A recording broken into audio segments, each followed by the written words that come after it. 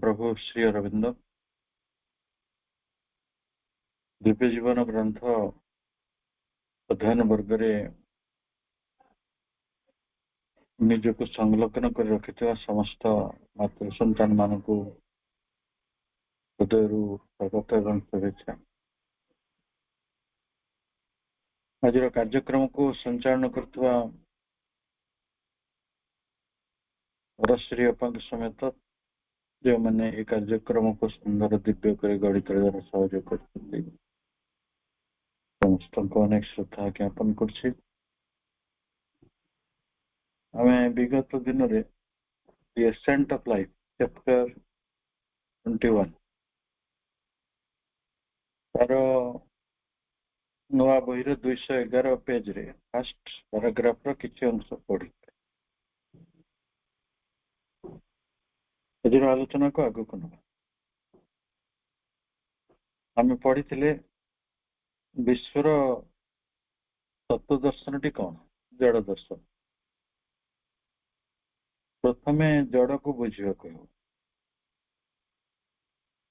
जड़ू प्राण को बुझा पड़ो प्राणर सबकॉन्शियस विल गुड़िक दम ऑज इन फिजिकल एनर्जी गुड़िक धीरे धीरे आम संसार रो आम विश्वर interchange between the form and environment आमर रूप एवं आमर आकार एवं विश्व ये दुईटा मध्य गोटे निरंतर विनिमय प्रक्रिया चली जो पोटेंट एक्शन ऑफ एनर्जी जोटा मेटेरियल यूनिवर्स रो मूल कथा जोटा को वैज्ञानिक माने खोजी पाउछन आमे सेटा होची basis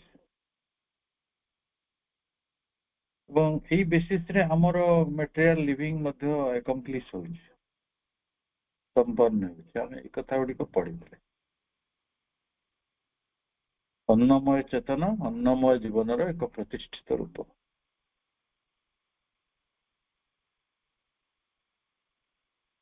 it is the consciousness of matter and accomplished type of matter living आमे जड़ को जते बुझिबा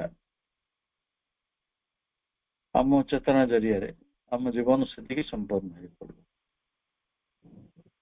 वैज्ञानिक आधारित जीवन प्रभु किंतु कहउछंती जे ठीक अछि एई जड़ क्रिया बा जड़ लीला को अतिक्रम करी प्राणर आउ गोटे स्थिति रही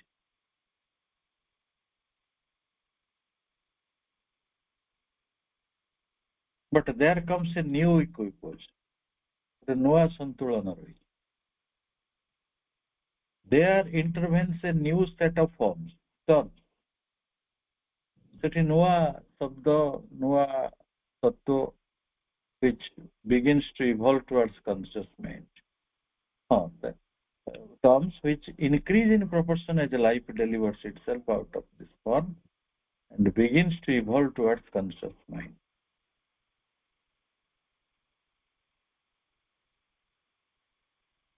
जड़ रूपर सीमा बंधन रु मुक्त होगी आम जड़ विश्वर सीमा बंधन रु मुक्त होगी आम गोटे कॉन्शियस माइंड आड़ को जाऊँ सचेतन मन आड़ आम जिते सचेतन मन आड़ को जीवा प्राण शक्ति सेतिकी इनक्रीज कर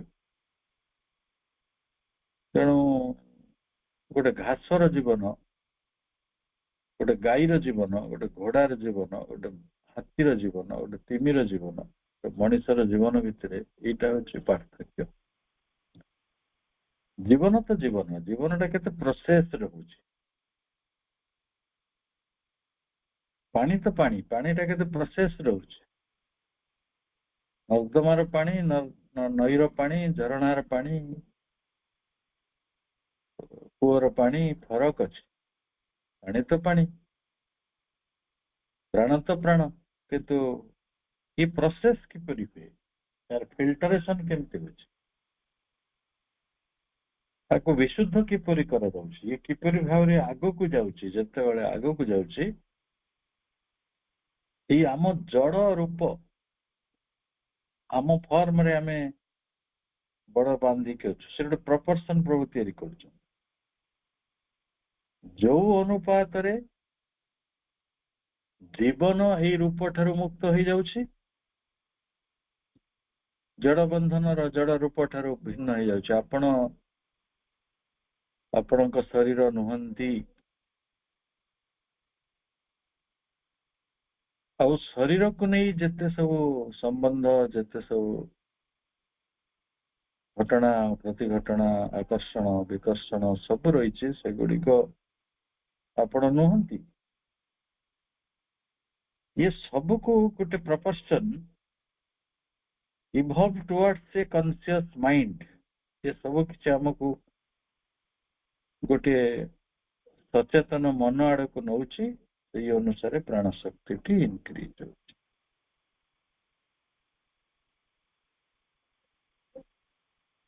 ତେଣୁ ପୁଣି କୁହାଯାଉଛି ଯେ ଏଇ ଯୋଉ ଇକ୍ୱିପୋଜରେ, ଏଇ ସମତାବସ୍ଥାରେ କଣ ହଉଛି,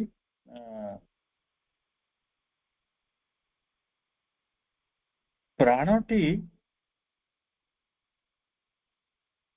ପ୍ରଭାବିତ ହଉଛି ଯେତିକି ସେ ବଢୁଛି।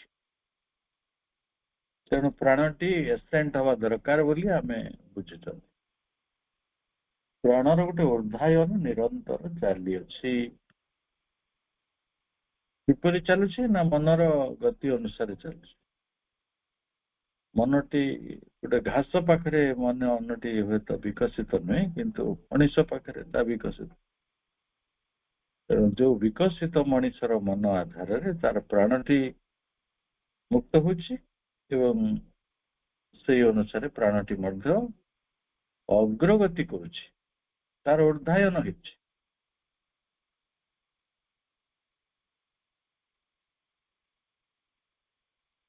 For the middle terms of life, ଯେତେବେଳେ ପ୍ରାଣର ଗୋଟେ ମଧ୍ୟମ ଅବସ୍ଥା, ଆମେ ବର୍ତ୍ତମାନ ପ୍ରାଣର ମଧ୍ୟମ ଅବସ୍ଥାରେ ଅଛୁ, ସେଇଠି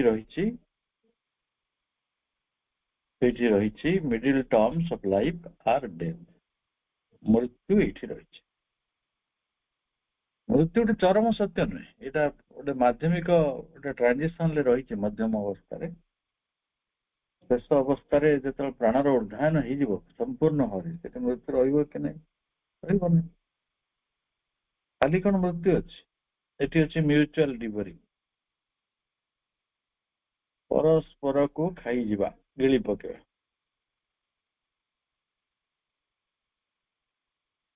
ପରସ୍ପରକୁ ଗ୍ରାସ କରିବାର ପ୍ରକ୍ରିୟା ଏଠି ରହିଛି। ଇଏ କାହାକୁ ନ ଖାଉଛି ବୋଲି ନୁହେଁ।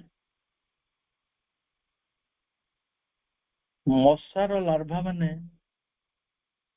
ସେ ସବୁ ପାଣିର ପରିଷ୍କାର ଯୋଉ ରହିଛନ୍ତି, ଲାଳ ଲାଳ ଗୋଟେ ପାଣିର ଶିଉଳି ଟାଇପର ବାହାରେ ନା, ତାକୁ ସେ ଖାଇଛନ୍ତି। ସେଗୁଡିକ ସବୁ କିଏ ବ୍ୟାକ୍ଟେରିଆ, କିଏ ଜର୍ମ, କିଏ କିପରି ସବୁ ୟୁନିସେଲୁଲାର ବଡି ଗୁଡା। ସେମାନେ ଗୋଟେ ଗ୍ରୁପ ଫର୍ମେସନ କରି ପାଣିରେ ରହିଥାନ୍ତି, ତାକୁ ମଶାର ଲାର୍ଭା ମାନେ ଖାଇଯାନ୍ତି।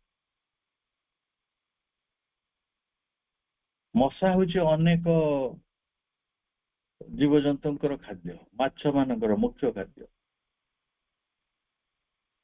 ବେଙ୍ଗ ମାନଙ୍କର ମୁଖ୍ୟ ଖାଦ୍ୟ। ଅର୍ଥାତ୍ ଏଇ ଯୋଉ ଅନ୍ନ ଚକ୍ରଟି ଏଇ ପୃଥିବୀରେ ଗତି କରୁଛି, ସେଥିରେ ସମସ୍ତଙ୍କର ଭୂମିକା ଅଛି। ମଶା ମାଛି ଡାଁସ ଠାରୁ ଆରମ୍ଭ କରି ମହୁମାଛି, ତିମି, ବାଘ, ହାତୀ, ମାଙ୍କଡ ସମସ୍ତଙ୍କର ଏଇ ଖାଦ୍ୟ ଚକ୍ରରେ ଭୂମିକା ରହିଛି। ଆମେ ବୁଝି ନାହାନ୍ତି, ଆମେ ଭାବୁଛୁ ମାଙ୍କଡ ଆସିକି ଖାଇଗଲା, ଚଢେଇ ଆସିକି ଖାଇଗଲା, ଆମେ ତାକୁ ତଡୁଛେ, ଆମର କମ ପଡିଯିବ। କିନ୍ତୁ ବିଶ୍ୱ ବ୍ୟବସ୍ଥା ସେପରି ନୁହେଁ। विश्व व्यवस्था कही कि तमे गोटे बगीचा कर बेड़े रख डिविजन यहाँ मोर ये माकड़ आसपारे चढ़ई आसपारे कई आसपारे किंतु विश्व उन्मुक्त ये कौन सी बाड़ पड़ी समस्त खाद्यर व्यवस्था अन्नपूर्णा कर महालक्ष्मी खाली गुरुवार ओषा कर होली होली दौथुवा माँ मान अन्नपूर्णा समस्त जी पूजा कर न कर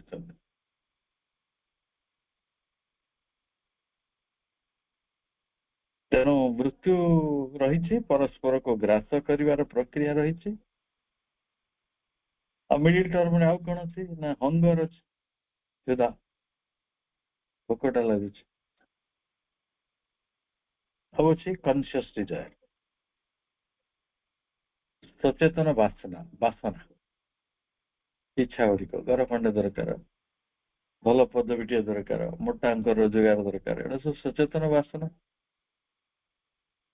मन लाखी सुना नाकी बहुटे दरकार भल नातीटे दरकार ये सब इच्छा गुड़ा आम करूँ कि नहीं सचेतन बासना आउ कौन रही है कि न बुझी पार the sense of a limited room and capacity room of a limited room माने सीमित क्षेत्र आउ सामर्थ्य विषय रे गोटे बोध आमर जे असीम क्षमता आम जे विश्व आम भितर अच्छा से कथा गुड़ा बुझा हुए विश्वर सुख शांति मु दायी मो भीतर अशांति दायी मो भीतर अस्थिरता दायी से बुझे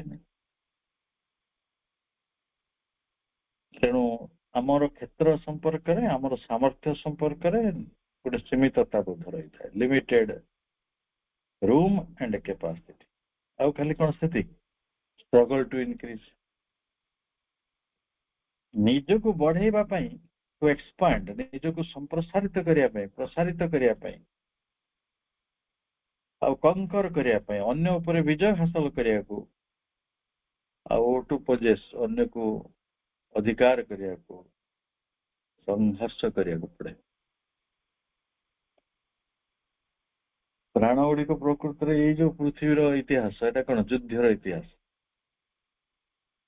खाली युद्ध है ये क्या सहित युद्ध कला कौन कल टू कंकर टू एक्सपांड टू पोजेस से युद्धटा खाली कौन राजा मान भीतर घटला मनीष मनीष भीतर घटुचे आपण पड़ोशी सहित युद्ध अच्छी भाई सहित युद्ध अच्छी आपण घरे जो 3 जन लोक थे ताले भी लड़ाई अच्छी 2 जन लोक थे भी लड़ाई अच्छी क्या कथा स्वामी स्त्री अच्छा 2 जन स्त्री पावरफुल ना स्वामी पावरफुल पावर स्ट्रगल मो कथा रही कथा किए सबमिट कर निज मतटा को आउ जन पाखे रखिदार भावना आम पाखे ना आम कह समर्पण मो माँ पाखे करी पाखे कहीं करी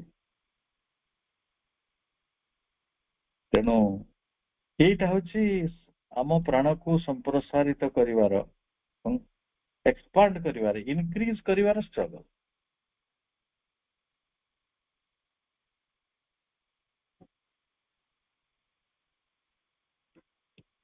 डार्विन का नाम शुणी जे इवोल्यूशन टाको विज्ञान रे स्थानित करछन्ती दले लोक तांको गुरु मानते आउ दले लोक गाली करନ୍ତି हम दुनिया तो सेमती तैयारी होता किसी न बुझिकी आम कहूँ आम ऋषि मैंने सब महान थे आम माकड़ मो गोत्र जदि व्याघ्र ताले मु व्याघ्र ऋषि पाखे आसी तो व्याघ्र ऋषि कौन माकड़ थे तेणु मोर बर्तन टा भूल एकदम भूल ये दल लोक कहना ସେମାନଙ୍କୁ ଟିକେ ମାନେ ମେଣ୍ଟାଲ ଇଞ୍ଜେକ୍ସନ ଦେବା କଥା। ପ୍ରକୃତରେ ଇଣ୍ଟ୍ୟୁସନ ଭିତରେ ଯିବାଟା ଗୋଟେ ଋଷି ପରମ୍ପରା ତିଆରି ହେବାଟା ଏଇଟା ଭଗବାନଙ୍କର ଅବଦାନ ଥିଲା, ମହାଶକ୍ତିର ଅବଦାନ ଥିଲା। ନହେଲେ ମଣିଷ ସେଇ ଅନ୍ଧକାର ଭିତରେ ଥିବା ମଣିଷଟି କେବେ ଆଲୋକ ଦେଖି ପାରିନଥାନ୍ତା, ସ୍ୱର୍ଗର ପରିକଳ୍ପନା କରିପାରିନଥାନ୍ତା, ଦେବତ୍ୱ କଣ ଜାଣିପାରିନଥାନ୍ତା, ମାନବିକତା କଣ ଜାଣିପାରିନଥାନ୍ତା, ଦୟା କ୍ଷମା କରୁଣା ଏଭଳି ଦେବଗୁଣର ବିକାଶ ହେଇପାରିନଥାନ୍ତା। ତେଣୁ ସେ ସବୁ ଋଷି ମାନେ ଏ ପୃଥିବୀରେ ଜନ୍ମ ସବୁବେଳେ କରୁଛନ୍ତି। ସେ ଗୋଟେ ଇଣ୍ଟୁଟିଭ କନସିୟସନେସ ଗୋଟେ ଭିନ୍ନ କଥା। ସିଏ ମଝିରେ ମଝିରେ ଆସନ୍ତି, କେବେ କେବେ ଇତିହାସର ପ୍ରାରମ୍ଭ ଗୋଟେ ପ୍ରାୟନ୍ଧକାରରେ ଯେତେବେଳେ ସବୁ କିଛି ଅନ୍ଧାର ଥିଲା, ସେଭଳି ଗୋଟେ ମହାଜାତି ଆସିଥିଲେ ବଡ ସଂଖ୍ୟାରେ। ସେମାନେ ଅନେକ ସତ୍ୟ ଚେତନାର କଥା ଗୁଡିକ ନିର୍ମାଣ କରିଛନ୍ତି ବେଦ ଉପନିଷଦରେ। ହେଲେ ପରବର୍ତ୍ତୀ ସମୟରେ ଆମେ ତାର କିଛି ଖୋଜିକି ପାଉଛେ, ବାଟ ପାଉଛେ କିଛି। ଇସୁ ସେଇଠି ନାହିଁ। ଇସୁ ଏଇଆ ଯେ ସବୁ କଥା କ୍ରମ ବିବର୍ତ୍ତିତ। ବର୍ତ୍ତମାନ ଯାହା ଅଛି ସେଇଟା ଆଉ 50 ବର୍ଷ ପରେ 100 ବର୍ଷ ପରେ ବଦଳିଯିବ, ଏସେଣ୍ଟ ହେଇଯିବ, ମାନେ ଗୋଟେ ବିବର୍ତ୍ତନ ହଉଛି। ତେଣୁ these three terms are the basis of that status of evolution which the Darwinism theory first made plain to human knowledge. ତେଣୁ ଏଇ ଯୋଉ three terms are the basis of the status of evolution. ବିବର୍ତ୍ତନର status ଟା କଣ? ଆମେ status ସବୁ ଜାଣିଛୁ ନା, status କଣ? ବିବର୍ତ୍ତନର status ହେଲା ଏଇ ତିନୋଟି। ବାରମ୍ବାର କୁହାଯାଉଛି ଡେଥ୍, ଡିଜାୟାର ଆଉ ଆମେ ପଢିଥିଲେ ଡେଥ୍, ଡିଜାୟାର ଆଣ୍ଡ ଇନକେପାସିଟି। এই ଇନକେପାସିଟି ଭିତରେ ତିଆରି ହୁଏ ସଂଘର୍ଷ। ଆମର ଅସାମର୍ଥ୍ୟ ଥିବାରୁ ହିଁ ଆମେ ସଂଘର୍ଷ କରୁଛୁ। ଏଇଟା ଯୋଉ ଡାର୍ୱିନିକ ଥିଓରିଟା କଣ? Fittest for the survival, survival of the fittest. ଜୋର ଯାର ମୁଲକ, ଯିଏ ଲଢି ପାଇଲା ସେ ବଞ୍ଚିବ, ସୃଷ୍ଟିର ଏଇଟା ନିୟମ। ତେଣୁ ଆମ ସର୍ଭାଇଭାଲ ନିୟମଟି ହଉଛି, ଆମେ ଯଦି ନିଜକୁ ବୃଦ୍ଧି କରୁଛନ୍ତି, ସମ୍ପ୍ରସାରିତ କରୁଛନ୍ତି, ଅନ୍ୟ ଉପରେ ବିଜୟ ହାସଲ କରିପାରୁଛନ୍ତି, ତାକୁ କବଳିତ କରିପାରୁଛନ୍ତି, ତାକୁ ଏଇ ହଉଛି ସଂଗ୍ରାମ। ଏଠି କିଏ ଦୟା କାହାକୁ ଦେଖଉନାହାନ୍ତି। ଯେତେବେଳେ ଗୋଟେ ବାଘ ମୃଗ ପଛରେ ଦୌଡୁଥାଏ, ମୃଗର ସ୍ପିଡ ଯଦି ଅଧିକା ହେଲା ତାହେଲେ ମୃଗ ବଞ୍ଚିଯିବ, ଆଉ ବାଘର ସ୍ପିଡ ଯଦି ଅଧିକା ହେଲା ବାଘ ତାକୁ ଖାଇଦବ। ଏଠି ଦୟା ଭୟା କିଛି କାମ କରେ। ବାଘକୁ ଯଦି ପ୍ରାର୍ଥନା କରାଯାଏ ଟିକେ ଛାଡିଦେ ଛାଡିଦେ ଛାଡିଦବ। ଲଙ୍ଗ ବ୍ୟାକ୍ 2011 ମସିହା ଗୋଟେ ଦିଲ୍ଲୀରେ ଗୋଟେ ପାଠ ପଢିଥିବା ପିଲାଟା, ସେ କଣ ଚଢିଗଲା ବାଘର କେଜ୍ ଉପରେ, ଦେଇକି ସେ ଫଟୋ ଉଠଉଥିଲା, ସେ ଖସି ପଡିଲା ତଳକୁ। ବାଘ ପଳେଇ ଆଇଲା ସାମ୍ନାକୁ। ଲୋକ ବାକି ଯୋଉ ଚାରିକଡେ ଅଛନ୍ତି ସେମାନେ କଣ କରିବେ? ହଉଛନ୍ତି। ତାଙ୍କ ଲୋକମାନେ ଖବର ପାଇକି ଆସିଲା ବେଳକୁ ବାଘ ଇଏ ଜୁହାର ହଉଛି, ଏ ଲୋକଟା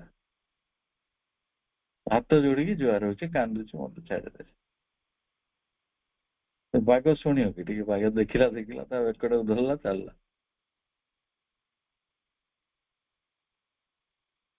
ତେଣୁ ସେଠି ସଂଗ୍ରାମ ରହିବ। ଏଇ ତିନୋଟି ଆଧାର ଉପରେ first made plain to human knowledge, ମଣିଷର ଜ୍ଞାନ କ୍ଷେତ୍ରଟି ସ୍ପଷ୍ଟ ହେଉଛି। ଆପଣ ଦେଖିବେ ମଣିଷର ଯୋଉ ଜ୍ଞାନ କ୍ଷେତ୍ର ରହିଛି ତିନୋଟି ଉପରେ ପର୍ଯ୍ୟବସ୍ତ। ଆପଣ ନାଟକ ପଢନ୍ତୁ, ଉପନ୍ୟାସ ପଢନ୍ତୁ, ଗଳ୍ପ ପଢନ୍ତୁ, ସବୁଠି ସେଇ ସଂଘର୍ଷର କାହାଣୀ। ଜଣେ ବଞ୍ଚିବାର ଚେଷ୍ଟା କରୁଛି, ଆଉ ଜଣେ ତାକୁ ବଞ୍ଚିବାର ସୁଯୋଗ ଦଉନି, ସିଏ ତାକୁ ଟାଣୁଛି, ଇଏ ତାକୁ ଆପଣୁଛି, ସିଏ ତାକୁ କାମୁଡୁଛି। କିଛି ଲୋକ ବାଧା ତିଆରି କରୁଛନ୍ତି, କିଛି ଲୋକ ସାହାଯ୍ୟ କରୁଛନ୍ତି, ମଝିରେ ମଣିଷଟି ସଂଘର୍ଷ କରୁଛି। କେବେ ରୋଗ ସହ, କେବେ ବାଘ ସହ, କେବେ ଝଡ଼ ସହ, କେବେ ଦୁର୍ଦିନ ସହିତ, କେବେ ଦାରିଦ୍ର୍ୟ ସହିତ, କେବେ ଦୁର୍ଭାଗ୍ୟ ସହିତ। ଏଇ ଲଢ଼େଇ ପ୍ରଭୁ ଡାରୱିନଙ୍କର ଜ୍ଞାନଟା କହିସାରିବା ପରେ କହୁଛନ୍ତି ଯେ for the phenomenon of death involves in itself a struggle to survive. ପ୍ରକୃତରେ for the phenomenon of death, ଏଇ ଯୋଉ ମୃତ୍ୟୁର କଥାଟି କଣ? ମୃତ୍ୟୁର କଥାଟି ହେଉଛି ଯେ it itself, death itself involves in itself a struggle to survive. ମୃତ୍ୟୁ ହେଉଛି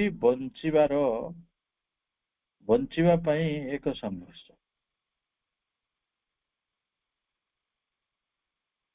ଆମର ମୃତ୍ୟୁ ହବ ବୋଲି ଆମେ ଭିତରେ ଭିତରେ ବହୁତ ଯୋଜନା କରୁଛନ୍ତି ତାକୁ ଆଭଏଡ୍ କରିବାକୁ।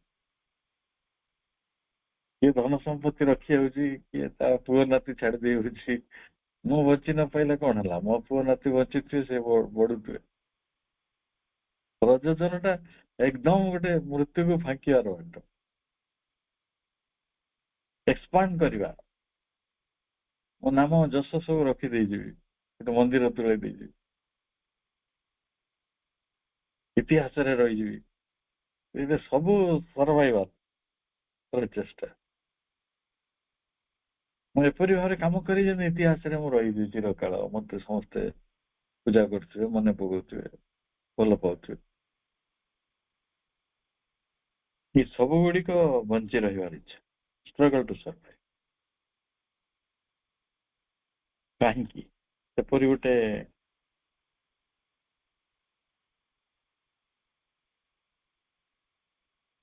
ଆମେ ସମସ୍ତେ ମୃତ୍ୟୁକୁ ଭଲ ପାଆନ୍ତି ନାହିଁ, ଆମେ ମୃତ୍ୟୁକୁ ଚାହାନ୍ତି ନାହିଁ। ସାମୟିକ ଭାବରେ ଚାହୁଁଥିବା, ହୁଏତ ଯେତେବେଳେ ବହୁତ ପରିସ୍ଥିତିରେ ଖରାପରେ ପଡିଯାଉଛନ୍ତି, ହଁ ମରିଯାନ୍ତି, ଭଲ।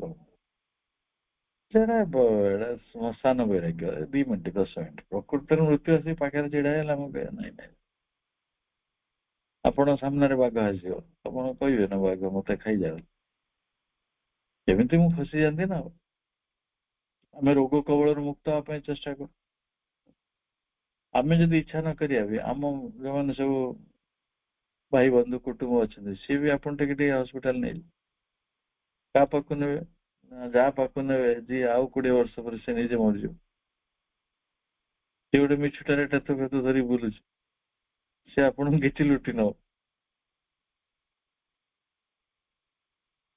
କିଛି ଗୋଟେ ସତ୍ୟ ଭଳି ଲାଗିବ, କିନ୍ତୁ ସେ କିଛି ହବନି। ବଡ ମଜାଦାର ଖେଳ, ବଡ Fani. Death is a very Fani game, ବଡ ଲୁଚା ଚପା। ଯିଏ ବଞ୍ଚେଇଦବ ବୋଲି କହିବ, ସେ ଆଗେ ମରିଯିବ। ମାନେ ଆଗେ ନାହିଁ, ମାନେ 20 ବର୍ଷ ପରେ ମରିବ ଆଉ କଣ।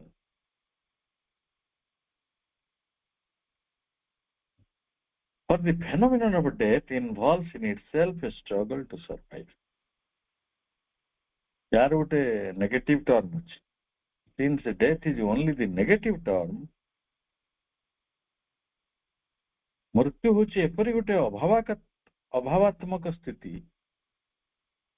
in which life hides from itself, ଯୋଉଠି ହାଇଡ୍ କରିଛି କିଏ, ସେଇ ଅଭାବାତ୍ମକ ସ୍ଥିତି ଭିତରେ, ନେଗେଟିଭ ଟର୍ମ ଭିତରେ ଲୁଚି ରହିଛି ପ୍ରାଣ। ମହାପ୍ରାଣ ଲୁଚି ରହିଛି ମୃତ୍ୟୁ ଭିତରେ। ମୃତ୍ୟୁ ଗୋଟେ ଫେନୋମିନା, ଘଟି ହଉଛି, କିନ୍ତୁ ସେ ଜୀବନର ଏକ ଯାତ୍ରା। ସେଇଠି ଜୀବନ ବଞ୍ଚିଛି, ବଞ୍ଚିବାର ଚେଷ୍ଟା କରୁଛି, ଲୁଚିଛି। ଏ କଣ କରୁଛି ନା from itself and damns its own positive being, ତାର ଯୋଉ ନିଜସ୍ୱ ଭାବାତ୍ମକ ସତ୍ତାଟି ରହିଛି, से टेम्प्ट करुछि, प्रचोदित करुछि, प्रवर्तौछि कौन पे ना टू सीक फॉर इमॉर्टैलिटी, अमरत्वटा खोजिबा पे।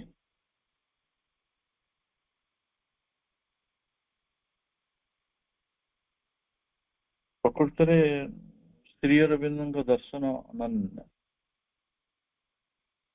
ଅସାଧୁତାଟା କାହିଁକି ରହିଛି ନା ସାଧୁତା ପାଇଁ। ରାତିଟା କଣ ପାଇଁ ରହିଛି ନା ଦିନ ପାଇଁ, ଆଲୋକଟେ ପାଇଁ। ନିଷ୍ଠୁରତା କାହିଁକି ରହିଛି ନା ଗୋଟେ କରୁଣା ପାଇଁ। ଏଇଟା ସବୁ ସ୍ୟାଡୋ, ଡାର୍କ ଫିଗର ଗୁଡିକ। ଗୋଟେ ଆଉ ଗୋଟେ କୂଳ, ଆଉ ଗୋଟେ ଉପକୂଳ, ଆଉ ଗୋଟେ ଦିଗନ୍ତ, ଆଉ ଗୋଟେ ଛାଇ, ଆଉ ଗୋଟେ କଳା ରୂପ। ତାମାନେ ସେ ଛାଇଟା ଅଛି ମାନେ ସେ ଅସଲ ରୂପଟା ଅଛି। ଛାଇଟାର କିଛି ଆଖ କାନ ନାହିଁ। ଯେତେବେଳେ ଛାଇର ଆଖି କାନ ଦିଶିଯିବ ସେଦିନ ମୃତ୍ୟୁ ଦିଶିବ ନାହିଁ, ଦିଶିବ ଅମରତ୍ୱ। ସେ ଛାଇ ଭିତରେ ଆତ୍ମଗୋପନ କରିଛି ମୃତ୍ୟୁ, ଜୀବନ। ମୃତ୍ୟୁ ଭିତରେ ଆତ୍ମଗୋପନ କରିଛି ଜୀବନ। ମୃତ୍ୟୁ ଭିତରେ ଲୁଚି ରହିଛି ଜୀବନ, ସତ। ଘୃଣା ଭିତରେ ଲୁଚି ରହିଛି ପ୍ରେମ, ଅଦ୍ଭୁତ। ଆମ ଇନକେପାସିଟି ଗୁଡିକ ଭିତରେ ଲୁଚି ରହିଛି ସାମର୍ଥ୍ୟ। ଆମ ଡିଜାୟାର ଭିତରେ ଲୁଚି ରହିଛି ସମର୍ପଣ। ସବୁ ଅପୋଜିଟ ଗୁଡାକ ଏମିତି ରହିଛନ୍ତି। ତେବେ ପ୍ରଭୁ ଏଠି ମୃତ୍ୟୁର କଥାଟି କହିଦେଲେ, ତାପରେ କହୁଛନ୍ତି ଦି ଫେନୋମିନନ୍ ଅଫ ହଙ୍ଗର ଆଣ୍ଡ ଡିଜାୟାର। ଆମେ ଯାହାକୁ କ୍ଷୁଧା ଆଉ ବାସନା କହୁଛନ୍ତି। କ୍ଷୁଧା କାର ନାହିଁ, ବାସନା କାର ନାହିଁ। ଭଲରେ ରହିବାର ଇଚ୍ଛା, ସୁଖ ପାଇବାର ଇଚ୍ଛା। କିଛି ନହେଲେ ମତେ ସମସ୍ତେ ସଦ୍ବ୍ୟବହାର କରନ୍ତୁ, ସମସ୍ତେ ଭଲ ବ୍ୟବହାର କରନ୍ତୁ, ସମ୍ମାନ କରନ୍ତୁ, କେହି ମୋର କ୍ଷତି ନ କରନ୍ତୁ, କେହି ମତେ ନିନ୍ଦା ନ କରନ୍ତୁ, କେହି ମତେ ଗାଳି ନ କରନ୍ତୁ, କେହି ମୋର ଅଶୁଭ ନ କରନ୍ତୁ। ଆମେ ଏଇଭଳି ଇଚ୍ଛା ଗୁଡିକର ତ ବଞ୍ଚିଛେ, ଯାହାକୁ ଆମେ କହୁଛନ୍ତି ସତ୍ୟମ ଶିବମ ସୁନ୍ଦରମ। ସେଇ ଜୀବନର ସେଇ ଅଭିଳାଷ ଗୁଡିକ ତ ରହିଛି। କାହାର କେତେ ପ୍ରକାର ଅଭିଳାଷ। କିଏ ସନ୍ଧ୍ୟା ହେଲେ ଟିକେ ମହୁଲି ମଦ ପିଇବାକୁ ଚାହୁଁଛି। ଜଣେ ଲୋକ ମହୁଲି ମଦକୁ ଖୁବ ଗାଳି ଦଉଥିଲେ। ଏବେ ଆମେରିକା, ଇଂଲଣ୍ଡରେ, ୟୁରୋପରେ ମହୁଲି ମଦର ଭାରି ପ୍ରଭାବ, ମାନେ ବହୁତ ଚାହିଦା ବଢିଛି। ତାର ଗୋଟେ ସୁନ୍ଦର ନାଁ ସେମାନେ ଦେଇଛନ୍ତି, that is a rich source of protein, minerals। ବର୍ତ୍ତମାନ ଭାରତରେ ତାର ଚାହିଦା ବଢିବ। ଲୋକେ ଆଗରୁ ମହୁଲି ପଇଲେ ଗାଳି ଦଉଥିଲେ, ଏବେ କହୁଛନ୍ତି ଏଟା ବହୁତ ଷ୍ଟାଣ୍ଡାର୍ଡ ଜିନିଷ। ତେଣୁ ମଣିଷର ଜ୍ଞାନ ଗୁଡା କେମିତି ବଦଳି ଯାଉଛି, କେମିତି ବୁଝିବା। କାହାର କୋଉ କ୍ଷୁଧା, କାହାର କୋଉ ବାସନା। ଗୋଟେ ଅଦ୍ଭୁତ ଏଇ ପୃଥିବୀ। ଏ ତ ବାସନାର ପୃଥିବୀ, ଏ ତ କ୍ଷୁଧାର ପୃଥିବୀ।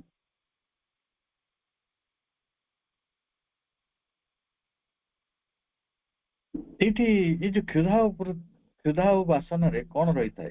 ଇନଭଲ୍ଭସ୍ struggle towards a status of satisfaction and security.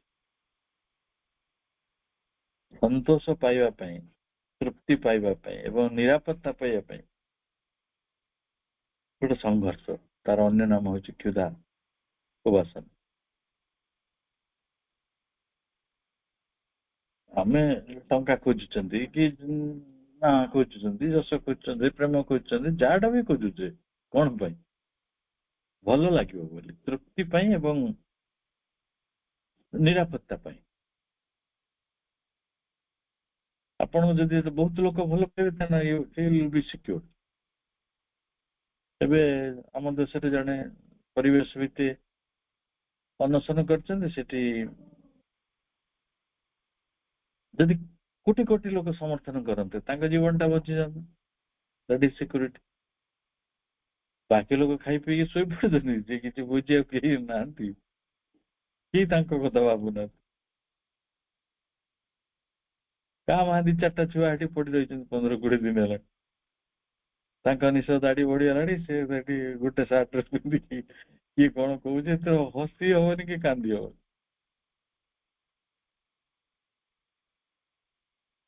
ମଣିଷ ର ଭୟଙ୍କରତା ଗୁଡିକ ସେଇଠି ଦିଶୁଛି, ନିଷ୍ଠୁରତା ଗୁଡିକ ଦିଶୁଛି। ତ ସେଠି କଣ ହବ, ଆମେ ସିକ୍ୟୁରିଟି ଖୋଜୁଛୁ ନା। ଆଉ ଏସବୁ କିଏ କିପରି ସିକ୍ୟୁରିଟି ଖୋଜୁଛି, କିଏ କହୁଛି ମତେ ପାୱାର ମିଳିଗଲେ ମୋର ସିକ୍ୟୁରିଟି ହେଇଗଲା, ମତେ କେହି ଜେଲକୁ ନେଇପାରିବେନି, ମତେ କେହି ମାରିପାରିବେନି, ମତେ କେହି ଧରିପାରିବେନି, ମୁଁ Z+ ସିକ୍ୟୁରିଟି ନେଇଯିବି, ମତେ କେହି କିଛି କହିପାରିବେ। କିଏ କହୁଛି ମୁଁ ଯଦି ଆକାଶରେ ଉଡିବି ତାହେଲେ ମାଟିର ଲୋକଟା ମୋ ପାଖରେ ପହଞ୍ଚି ପାରିବେନି, ସିକ୍ୟୁରିଟି। ତାହେଲେ ଆମେ ଯୋଉଟାକୁ କ୍ଷୁଧା ବାସନା କହୁଛୁ, ତାରି ଭିତରେ ତୃପ୍ତି ଆଉ ନିରାପତ୍ତାର ଗୋଟେ ଇଚ୍ଛା ରହିଛି, ଯୋଉଟା ସେଇଠି ପହଞ୍ଚିବା ପାଇଁ ଆମେ ନିରନ୍ତର ସଂଗ୍ରାମ କରୁଛୁ। ସେଇ ସଂଗ୍ରାମର ନାଁ ହେଉଛି କ୍ଷୁଧା ବାସନା।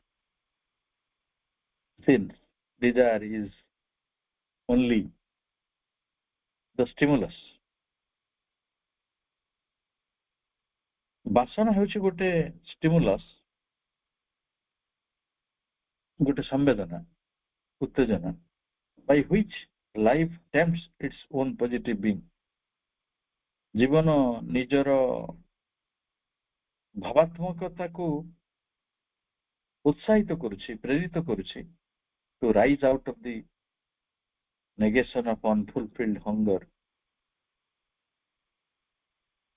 ତେଣୁ unfulfilled, ଅତୃପ୍ତ, ଅତୃପ୍ତ କ୍ଷୁଧାର ଯୋଉ ନେଗେସନ ଅଛି, ଅଭାବାତ୍ମକତା ଅଛି, ତାକୁ ପାର ହେଇକି କୋଉଠି ପହଞ୍ଚିବା ନା, towards the full possession of the delight of existence. ସତ୍ତାର ପୂର୍ଣ୍ଣ ଆନନ୍ଦ ପାଖରେ ପହଞ୍ଚିବା ପାଇଁ ଆମେ ସଂଘର୍ଷ କରୁଛୁ। ଏଇ ଜରିଆରେ ବାସନାଟେ ଅଛି, ସେଇ କଥାଟି ପ୍ରମାଣିତ କରୁଛି ଯେ ଆମେ ଡିଲାଇଟ୍ ଅଫ୍ ଏକ୍ଜିଷ୍ଟେନ୍ସ ପାଖରେ ପୂର୍ଣ୍ଣ ରୂପରେ ପହଞ୍ଚି ନାହାନ୍ତି। ଆମେ କଣ ଭାବୁଛନ୍ତି କହିଲେ, ସବୁଗୁଡା ଯେତେବେଳେ ସମ୍ପନ୍ନ ହେଇଯିବ, ମୋର ଯେତେବେଳେ ସବୁ ସ୍ୱପ୍ନ ପୂରଣ ହେଇଯିବ, ମୋର କୌଣସି ଅତୃପ୍ତି ନଥିବ, ମୋର କୌଣସି କଥା ଆଉ ପୂରଣ ହବାକୁ ନଥିବ, ମୁଁ ଯାହା ଚାହିଁଥିବି ସବୁ ମିଳିଯିବ। ନାତି ଚାହିଁଲେ ନାତି ମିଳିଯିବ, ନାତୁଣୀ ଚାହିଁଲେ ନାତୁଣୀ ମିଳିଯିବ, ବୋହୂ ଚାହିଁଲେ ବୋହୂ ମିଳିଯିବ, ପୁଅ ଚାହିଁଲେ ପୁଅ ମିଳିଯିବ, ଧନ ଚାହିଁଲେ ଧନ ମିଳିଯିବ, ଯଶ ଚାହିଁଲେ ଯଶ ମିଳିଯିବ, ସମ୍ମାନ ଚାହିଁଲେ ସମ୍ମାନ ମିଳିଯିବ, କ୍ଷମତା ଚାହିଁଲେ କ୍ଷମତା ମିଳିଯିବ। ମୁଁ ଯାହା ଚାହିଁବି ତାହା ହେଇପାରିବ ଯଦି, ତାହେଲେ ମୁଁ ସୁଖୀ ହେଇଯିବି। ଇଏ ହେଲା ନେଗେସନ। କିନ୍ତୁ ଆମେ ଯେ ହଙ୍ଗର ଆଉ ସେଇ ଷ୍ଟିମୁଲି ଭିତରେ, ସେଇ ସମ୍ବେଦନା ଭିତରେ ଗୋଟେ ଭାବାତ୍ମକ ସତ୍ତାରେ ଆମେ ପ୍ରେରିତ ହଉଛନ୍ତି, ଯୋଉଠି ଏଇ ଅତୃପ୍ତ କ୍ଷୁଧାର ଅଭାବାତ୍ମକତାକୁ ଦୂର କରିବା ପାଇଁ, ଆମ ଅଭାବ ଅସୁବିଧା ସଙ୍କଟ ଗୁଡାକ ଦୂର କରିବାର ଆମେ ଚେଷ୍ଟା କରୁଛନ୍ତି, ଧୀରେ ସଫଳ ହେଲେ। ଆଗ କାଳରେ ଲୋକେ ବର୍ଷା ଦିନ ଆସିଲେ ଗାଁ ଗହଳି ଠାରୁ ଆରମ୍ଭ କରି ବଣ ଜଙ୍ଗଲରେ ଯୋଉ ଲୋକମାନେ ରହୁଥିଲେ ମୁଠେ ଚାଉଳ ପାଇଁ ପାଗଳ ହେଇଯାଉଥିଲେ। ଆଜି ତାରିଖରେ ସେଇ ସ୍ଥିତି ତ ନାହିଁ ନା ଅତି କମରେ। ଲୋକେ ସଂଘର୍ଷ କରୁଛି, କିଛି ତ ଉନ୍ନତି ହଉଛି, ସେ ଉନ୍ନତିଟା କୁଆଡେ ତାକୁ ନବ ସେ ନିଜେ ଜାଣିନାହିଁ। ପ୍ରଭୁ ଶ୍ରୀ ଅରବିନ୍ଦ ବହୁତ ଆଗକୁ ଯାଇକି ମଣିଷକୁ କ୍ଷୁଧାର, ସଂଘର୍ଷର, ବାସନାର ତତ୍ଵଟା କହୁଛନ୍ତି। କଣ ସେ ଜିନିଷଟା? ଆମେ ଆନନ୍ଦଟିକୁ ପୋଜେସ୍ କରିବା ପାଇଁ, ଅଧିକାର କରିବା ପାଇଁ ପ୍ରାଣ ଭିତରେ ଏଇଭଳି ଫେନୋମେନା ଗୁଡିକ ରଖିଛୁ, ଯିଏ ଆମକୁ ସଦା ନିୟତ ମନେ ପକେଇ ଦଉଛି ଯେ ଆମକୁ ଏଇଠିକି ଯିବାର ଅଛି। ଡେଥଟା ଆମକୁ ସେଇଆ ମନେ ପକେଇ ଦଉଛି, ଡେଥ୍ ଗୋଟେ ନୋଟିସ୍ ଯେ ସବୁବେଳେ କହିଦଉଛି ତତେ ଅମରତ୍ୱ ଆଡକୁ ଯିବାର ଅଛି। ବାସନା ଏପରି ଗୋଟେ ଅତୃପ୍ତି ଯେ ଯୋଉ ଅତୃପ୍ତିଟି ଗୋଟେ ପ୍ରେରଣା ରୂପେ କାର୍ଯ୍ୟ କରୁଛି ଯେ ଆମକୁ ସତ୍ତାଗତ ଆନନ୍ଦ ମଧ୍ୟକୁ ଯିବାକୁ ପଡିବ। डिलाइटफुल एक्जिस्टेंस सच्चिदानंद मत तापर आसला लिमिटेड कैपेसिटी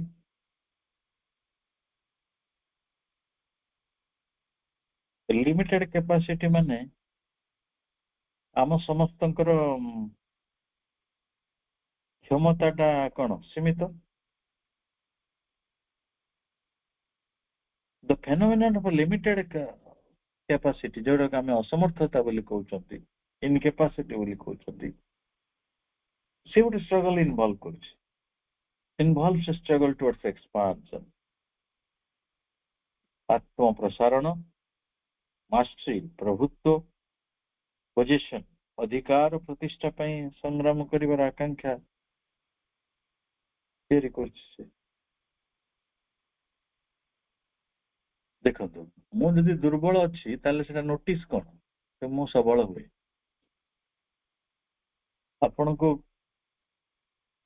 माने के जने सूचित करूछन्ती प्रेरित करूछन्ती देख एई भला परिस्थिति तो बेसी दिन रहि परिबो तो संघर्ष करियार अछि एडा हासिल करियो ता फल रे कोन होबो आमे एक्सपांशन मास्टरी पोजीशन आडू गला परे the possession of the self and the conquest of the environment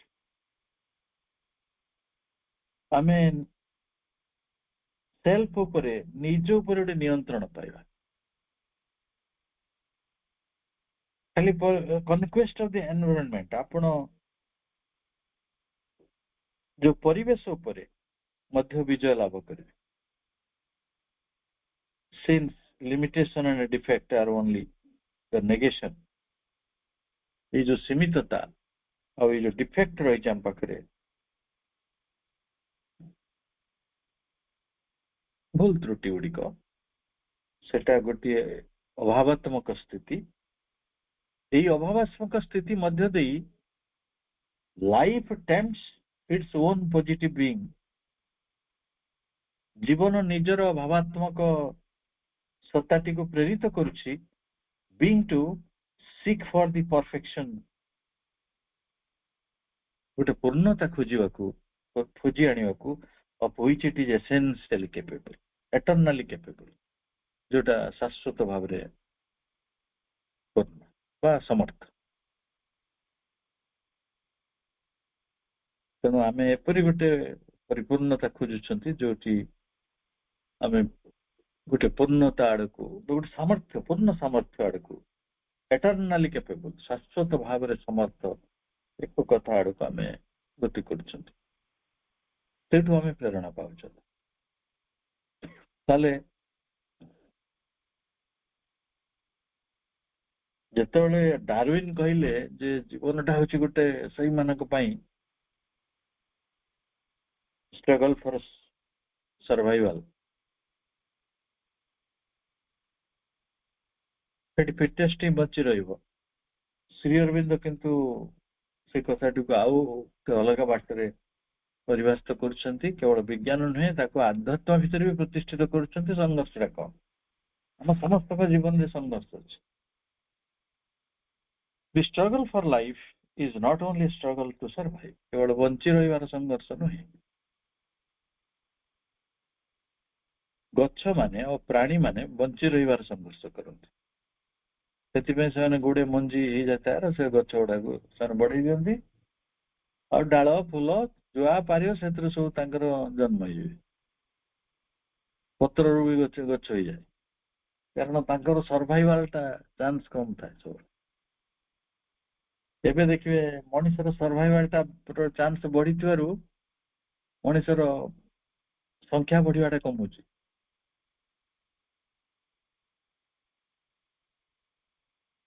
survival chance प्राणी मानकर जहार जते देखिए कुकुड़ा छेली एटा लोक खाई होचंती माछ सेटा अधिक संख्या रे जन्म होंती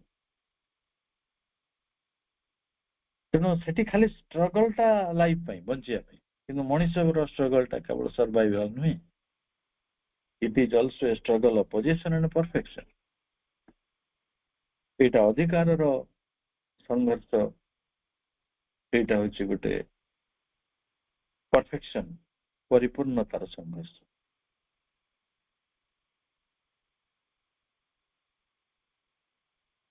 ତେଣୁ ଏଇ ସଂଘର୍ଷକୁ ଆମେ କେତେ ଭୁଲ ବୁଝିଛନ୍ତି। ସଂଘର୍ଷ ପାଇଁ କେତେ ବ୍ୟାକୁଳ ହେଇଯାଉଛନ୍ତି, ବ୍ୟସ୍ତ ହେଇଯାଉଛନ୍ତି। ମୋ ଜୀବନଟା ଖାଲି ଯେ ଲଢେଇ ଲଢେଇ ଲଢେଇ ଲଢେଇ, କେତେ ଲଢେଇ, थक चुका हूं, विश्राम चाहता हूं, मरने चाहता हूं। विश्राम आम ପାଇଁ ତ ଆଉ କିଛି ମିଳିବନି, ଡେଥ୍। କି ବୁଝିଦେଲେ ସବୁ ସରିଗଲା। ଭାବୁ ଭାବୁ ମିଛୁଟାରେ ନା, ଡେଥ୍ ବୁଝି ନାହାନ୍ତି, ଆହୁରି ମୃତ୍ୟୁ ଆସିବ। ମୁଁ ଯେତେ ଥର କ୍ଲାସ ରୁ ପଳେଇବି ସେତେ ଥର ପୁଣି କ୍ଲାସ ଟାକୁ ଆସିବାକୁ ପଡିବ। You can't save yourself। ତେଣୁ ସଂଘର୍ଷ ଭିତରେ କେହି ବଞ୍ଚିକି ରହିପାରିବେନି, ସମସ୍ତେ ସଂଘର୍ଷ କରୁଛନ୍ତି। ଯେତେ ପର୍ଯ୍ୟନ୍ତ ସେ ଆତ୍ମାନନ୍ଦ ପ୍ରତିଷ୍ଠିତ ହେଇନାହିଁ, ଯେତେ ପର୍ଯ୍ୟନ୍ତ ସେଲ୍ଫ ପରଫେକ୍ସନ, ଆତ୍ମ ପରିପୂର୍ଣ୍ଣତା ପ୍ରତିଷ୍ଠିତ ହେଇନାହିଁ, ଯେତେ ପର୍ଯ୍ୟନ୍ତ ଅମରତ୍ୱ ପ୍ରତିଷ୍ଠିତ ହେଇନାହିଁ, ଏଇ ସଂଘର୍ଷଟା ରହିବ। ଆଜିର ଆଲୋଚନାଟିକୁ ଏଇଠି ସୀମିତ କରିବା। ସମସ୍ତଙ୍କୁ ଅନେକ ଶୁଭେଚ୍ଛା। ଶୁଭରାତ୍ରି। ବନ୍ଦେ ମାତରମ୍।